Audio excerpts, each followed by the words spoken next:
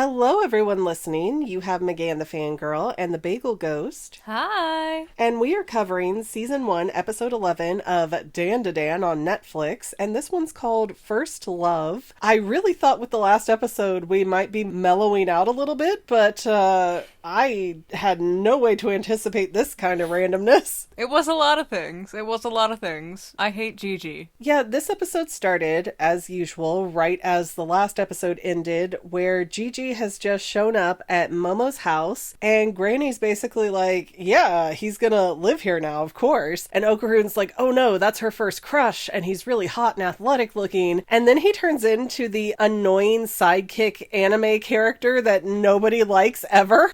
I don't know why they keep making characters like this. Do you care to elaborate on why you say that? Okay, remember Fruits Basket? Yes. Remember when Yuki joined the student council? Yes. And they had that really obnoxious vice president who's like, I get to be the Black Power Ranger. Oh, you mean Gigi. You said Ocaroon, and I was confused. Wait, what did I say? You said Ocaroon became this annoying side character. I'm sorry, Ocaroon's fine right now. We're happy with Ocaroon comparatively. No, Gigi is just so obnoxious and flamboyant, and it's like, dude. It's so accurate, I hate it. Accurate for what? Teenage boys. I don't know. It's like he can't even read the room. Gigi is so flippin' bizarre. He is so out of touch with reality. He is so accurately obnoxious. I don't know the last time you've been in a high school, but if you've ever been catcalled or near a semi-popular teenage boy, it is horrible. Is Gigi popular? Yes. And it's funny because Gigi seems to match kind of Ira's unlikability. And that Ira is still standing in Momo's house being obnoxious. And she's like, oh, I bet he's another demon and he's here for Ragnarok. And she gets obsessed with this idea that Ragnarok is coming now. Obviously, she makes this conclusion because what other answer is there possibly? Yeah, and it doesn't matter that they're explaining their relationship out loud. Ira is still just like, nah, this is another demon. I know it. Then why are you here, Ira? Why are you in a demon pit, Ira? Because she wants the incomplete demon boy for herself. And for that matter, is Ira not included in this? Because she's definitely part demon at this point. Well, she just has acrobatic Silky's powers. We know it's not demon-ness. I disagree. I feel like she is at a minimum possessed by a demon right now. Well, it doesn't count because she's the perfect pretty guardian. I feel like that's what she's thinking, but definitely, kind of like Gigi, completely out of touch with reality here. And Granny explains that Gigi's parents are both in the hospital, so he's going to stay with them. And because Gigi keeps complimenting Granny, she keeps offering him more food. It seems like such a weird transaction. Kid's a genius. That's what she keeps saying every time he compliments her. Oh, kid's a genius. Here, have a graham cracker. Here, have more rice. It's really how you train him. And while Gigi and Momo are doing the dishes after dinner, and mind you, Ocaroon and Ira have already left, and there was a weird back and forth where Momo's pointing at her hand, waving at Ocaroon as he's leaving, and he's like, what? I don't get it. Why are you pointing at your hand? The psychic couldn't communicate. And apparently what Momo was looking for is for Ocaroon to take his turn to say, I'll see you tomorrow, which was... I don't know how he was supposed to get that. It's like Momo wants a 50-50 romantic relationship kind of interaction here. That's why she's got to coach him now. She even stomped her foot afterwards. I didn't know we were doing that. We are! So now Momo is doing dishes with Gigi, which has got Ocaroon all kinds of upset, but I don't know where he went. Home, the park bench. I don't think he has a home. I'm starting to think he's homeless, by the way. Granny is getting his school uniforms replaced and stuff. I think he lives in that abandoned hospital from the first episode. Did it blow up? I think the UFO crashed into it. Ah, that would explain why he's wandering around aimlessly now. He's homeless. What if this whole time Ocaroon's just a ghost? I'm gonna be so upset. But while Gigi is doing dishes with Momo, he apologizes for picking on her back in elementary school. And he's like, oh yeah, by the way, I kind of see ghosts now. Which I would have credited Gigi here to have some depth, but then he immediately followed it up with, oh well, I see ghosts now and I need help. I don't know. Why wouldn't he want help? He said that his parents bought this new house when he was about to hit middle school, and it was great until he started seeing this demon ghost yokai thing. And then his parents got sicker and they hired these 5 famous mediums to come handle it. And like 3 of them died after interacting with this thing. And now the only one left who can help them is Momo's granny. Which apparently can't help him because it's out of her territory. Yeah. She's like, I'm not doing bleep here because my powers don't extend past Kamigoya City. Kamigoye, I think? Kamigoye? Japanese city. And it probably means something like Soul City. I don't know. You guys read more of the manga than we do, so you can tell us in the comments. But Gigi, that whole apology just felt so like, oh, hey, so, all of our cows are dead and we need to borrow yours that we made fun of you for, so... So sorry for making fun of you. I don't know. I didn't get the sense, at least not so far, that his apology was disingenuous, but it did seem very hurried. Like, okay, I said I'm sorry, now you have to forgive me or you're the bad person. Mother-in-law drama taking over right now. But not only did Granny tell Gigi's parents that she would help save this situation, knowing she could not do it, but then she volunteers Momo to do it and says, oh, come on, if you do this, I'll get you uniforms for life. And while Momo is processing that Granny has kind of tricked her, both Granny and Turbo Granny are cackling their butts off in the other room that, I don't know, Momo didn't get it quicker?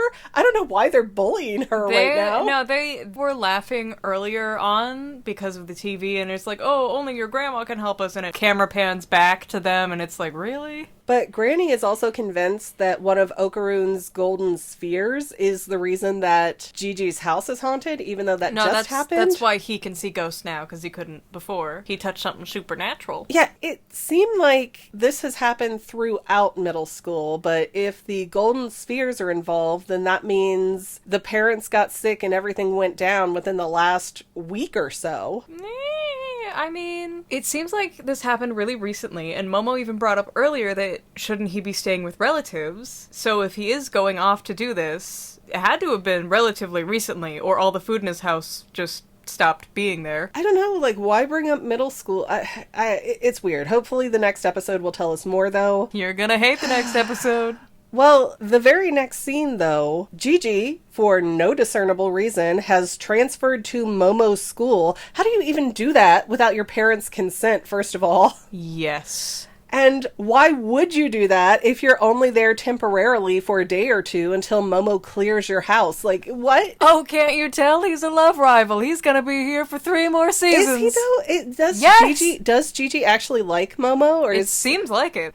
I don't know. He's at the very least trying to lead her on in that implication. I can't tell because as soon as he introduces himself to the class, he starts flirting relentlessly with everybody, and it's kind of gross. So I was kind of wondering if that was just Gigi's personality, that he's super flirty, almost to a detriment of being able to like him. I mean, I think that's why he's super popular, at least with the female half, because you could see all the guys in the class were like eyeing him like, oh my God. He's very high energy, very big dog. He is high strung. He is like having a Basenji, which if you don't know, they're not dogs that bark. They go... And they'll do that if you don't have the blanket turned down for them in their bed that they've claimed. Not a dog bed, let me specify. You've had this dog, I assume? My mom's friend had one, and it was the whiniest, brattiest dog. Like, you could not show it a toy that you bought as a gift for a child without the dog freaking out until it also got one. If it got stung by a bee... I mean, I think that one might be valid. I hated that stupid dog. I make that sound when I get stung by bees. And the teacher has Gigi sit in the back next to Momo and her friends, and he's still flirting with Momo's friends, but then he says something to Momo where the friends get very protective about Momo and Ocaroon's relationship, like, back off, buddy! And then he stands up and is like, Ayo, we're so much closer than relatives. I live with her because our parents are progressive, and she's freaking out. It's so obnoxious and like a quarter truth type of a situation. It just doesn't make sense why he would come in and act this way. It's like a cat spraying on something to mark it as his territory. He is so obnoxious. He's like those little kids who you will read books to and you'll be like, the tiger went up the mountain. That's a puma. Is he a sociopath? Is he somebody who poisoned his own parents and blamed it on a ghost that only he could see so that he could get into Momo's house? I don't know yet. The season ends on a cliffhanger. Lovely. But it seems so bizarre to me that this school in Japan is able to accommodate this student coming in out of nowhere with no explanation, just transferring in. Do you know how many magical girls go through Japan's school He system? He doesn't even have a uniform that matches the rest of the school. And I don't know, it just does not make sense to me. And he gets put in Momo's class. And then we cut over to Ocaroon, who's having a little panic attack while his teacher's trying to teach about jealousy in the background or something. Jealousy in literature or something like that. And He's teaching about adverbs and adjectives. And Ocaroon's having a panic attack drawing in his notes and his sketches. Gigi's are done with, like, his left hand or something, and Momo's has, like, so much detail. Yeah, Momo is made like it's his little portrait queen, his muse, and then there's Gigi. That's just one step from a stick figure. His hands are like crab claws. And then I guess it's lunchtime and Ocaroon's out behind the buildings working out again with his arm and leg weights. And he's thinking to himself how, well, I bet Momo likes Gigi, so I'll just have to not talk to her anymore unless it's important, so that way it's not going to be hard for me. And then Momo comes around the corner, and I don't know what Ocaroon does, but he turns into like a dolphin that's trying to plank at the same time and just like face palms into a bush. Yeah, he jumps into a bush. I love that my flight or fight response has representation nowadays. You just die. Fall over. Like, he had to have known he wasn't going to make it inside that bush, but it's just like, I'm going to plank in a dolphin shape and face right down into a thorn bush. He's trying. Trying too hard. And Momo's there. She's wanting to feed Ocaroon while he's working out. Ha ha ha. And then Gigi wanders around the corner. I don't know how he knew where she was. He's like stalking her. A little bit. Insane. A little bit. And he's like, I got you some yogurt flavored milk, baby. Like, what does that... Hold on. Before we continue, what does that even mean? What does yogurt flavored milk mean? There is such a weird thing in Japan about quote unquote like healthy candy, healthy food, stuff like that. You actually can find, because I've had them and they're disgusting, tomato flavored candy. No. Yes, they are repulsive. But the thought is, oh, this is healthier, so good. Momo had like a reaction to it, like it was some treat from their childhood or something. That's true. It could have been some old favorite that he was trying to exploit, like in Harvest Moon when you're trying to get a wife, and Anne really likes the eggs. You only got wives in Harvest Moon, not husbands? Yeah, you can only play as the dude, at least in Back to Nature, which was the one I was most familiar with. Oh. It was not a progressive game. You could not get a husband. Anyways, so Ocaroon ends up on the side of the building, and all of a sudden, this weird-looking muscle model runner guy just comes charging towards him. It's an anatomic doll. Yeah, it's one of those from science class where it's half skin and half, like, muscular tissue that you can study. The ones that are used more nowadays are half muscle, half skeleton most of the time. Yeah, it was creepy. I mean, I could tell right away it was some kind of model because he had lines in weird places, but... I keep trying to nod, but then no one can see it.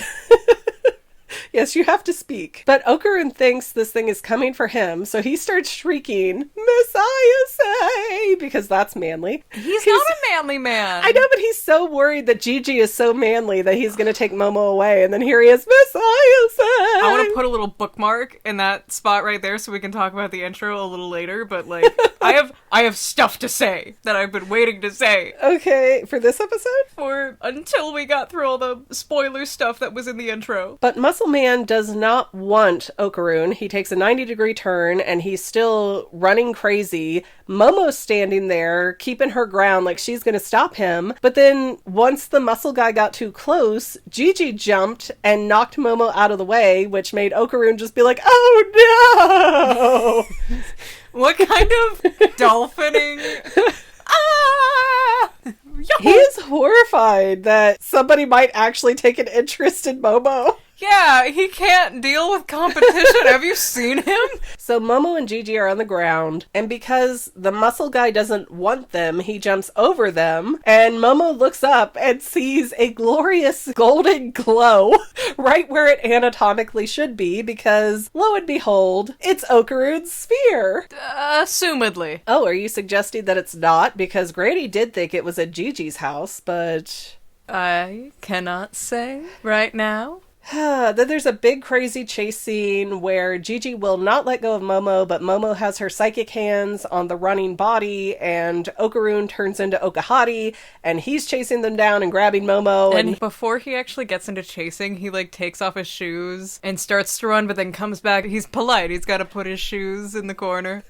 Which I guess that is a weird thing for the Uhhhh demon to do, because he does seem to be very, yeah, man, whatever, who cares, I'm cool. He's the emo in the class. 'Cause tonight's the night that I will fall for love with you. No, I don't know the words. Build-A-Bear made an emo axolotl and it was real and I missed it because I thought it was a joke. Although, here's something else I'm very curious about, because during this chase scene, they end up knocking the anatomical guy apart, and Momo grabs one of his pieces out, and they end up losing him, but then finding him because Momo has his little plastic heart and starts punching it, so they're following the sounds of ow, ow!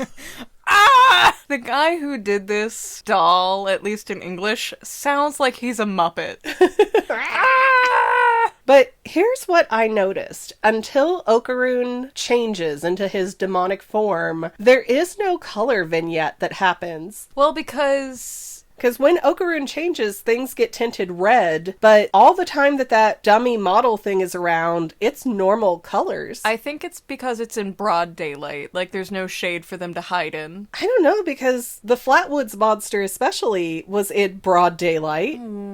I don't know then. The rules are out there. The rules are made up and the points don't matter. But they chase it into this dump, and then something within the dump is going, Taro, is that you?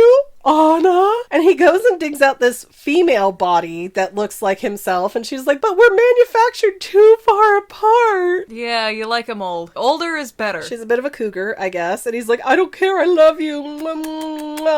And Ocaroon is staring at them doing this, like real super serial.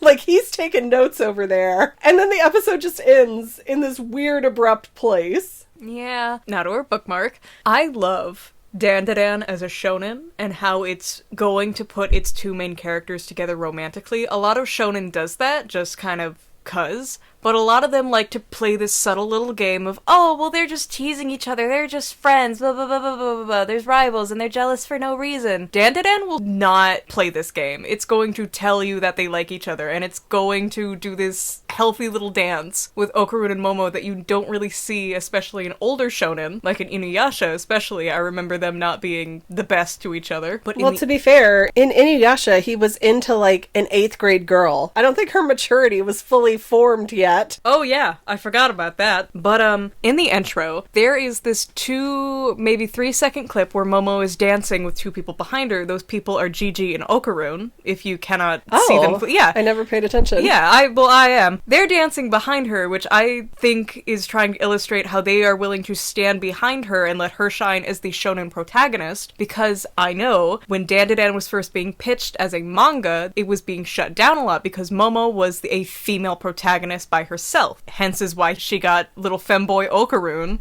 as her little buddy, so it would get approved. Interesting. I mean, I do like Ocaroon a lot more now than I did in the earlier episodes, but it seems like Ocaroon and Momo have the only real tolerable personalities. Like, they seem like realistic style personalities. Ira seems like a Looney Tune, and Gigi seems Looney Tune adjacent at least. Anyway, back to the little bookmark we made earlier about Ocaroon calling out for Momo. He understands that she is stronger than him and trusts her to protect him, like the little wife he is. Yeah, I took that as a very cowardly moment of, I don't know what to do, I better get the boss. Well, I mean, if it's a ghost, which it probably is, Momo would know a lot more than he does. Miss ISA, it's happening again.